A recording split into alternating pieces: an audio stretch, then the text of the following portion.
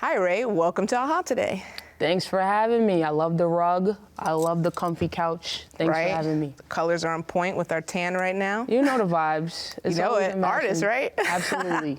So I want to talk to you a little bit about your history with art. Like, one of the things I want to know is, like, how did you get into art full time? Like, what's your history from going to a full-time artist?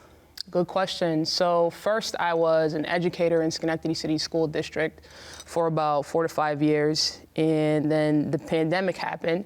I've always done art on the side, actually, but full-time I was an educator. And the pandemic happened, and unfortunately, I got one of those crazy phone calls from my supervisor, and she told me I got laid off.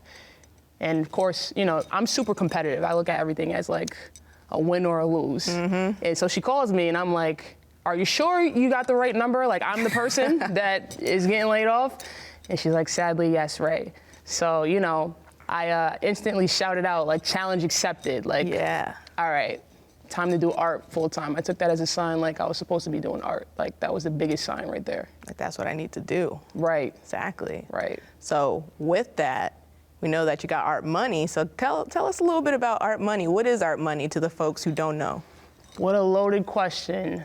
I know, but it's a beautiful one. Art Money is a lifestyle, a livelihood. You know, transitioning out of being a full-time educator in the school system, you know, I have found that people don't always take the profession of art serious, right? I know that. And I found, like, when I transitioned to art full-time, telling people, like, I'm a full-time artist, you know, sometimes I've gotten, well, what do you really do? It's like, I'm an artist. That's what I do. That's my job, right?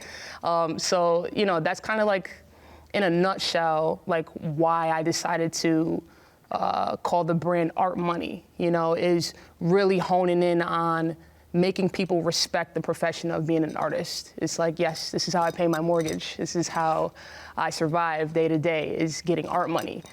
It's my clothing brand. It's my platform of being a muralist. Art education has dived into there, and I think we'll talk about a little bit about Carver and the plans for art education in there.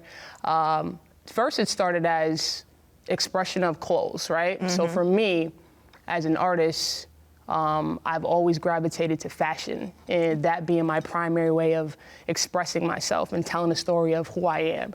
So making clothes is like one of my number one, you know, passions. Wearable art. Wearable art, Yeah. right? So making those collections is was really what, like, shifted Art Money into, you know, being a brand.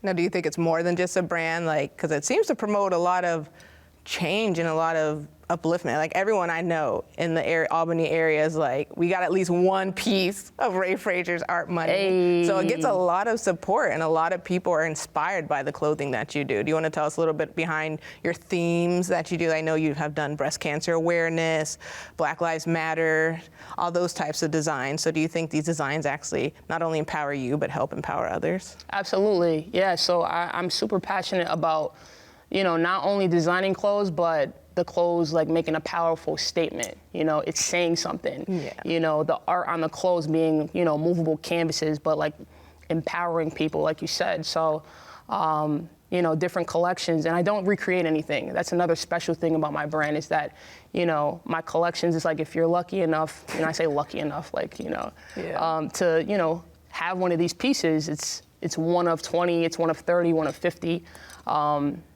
And that's it. I won't recreate it, but it'll be something special. It's celebrating, you know, Black art, Black culture.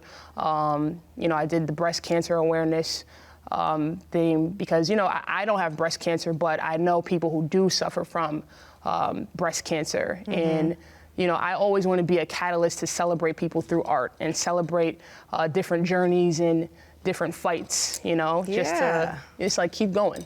Exactly. You never know Keeping what it people are going accessible through. Yeah. and empowering. Yeah. So I'm going to go off empowerment. Carver Center. You got to tell us a bit about the community center. Absolutely. I would love some history behind that because that's also empowering. Yeah. So Carver Community Center is a community center in Schenectady, New York, and myself and my amazing team, actually my fiance, Rosa, is the one who really spearheaded this project. So it shut down in 2015, and it's had such a deep history. Actually, my great-great-grandmother was one of the people who started Carver Community Center back in the 60s. That. Yeah, and it was like a hub for civil rights movements and a place where, you know, Black people can, you know, be seen and fight for their rights. And, you know, so it's shutting down. It was like a big staple in Schenectady. So once it shut down, it's like we felt like we got to do something to get this back open. So in 2019, we finally attained ownership of the building after, you know, cutting through a lot of red tape. Yeah, so now we're going through the renovation stages, and there's a lot of beautiful programs that will happen there. Doula programming.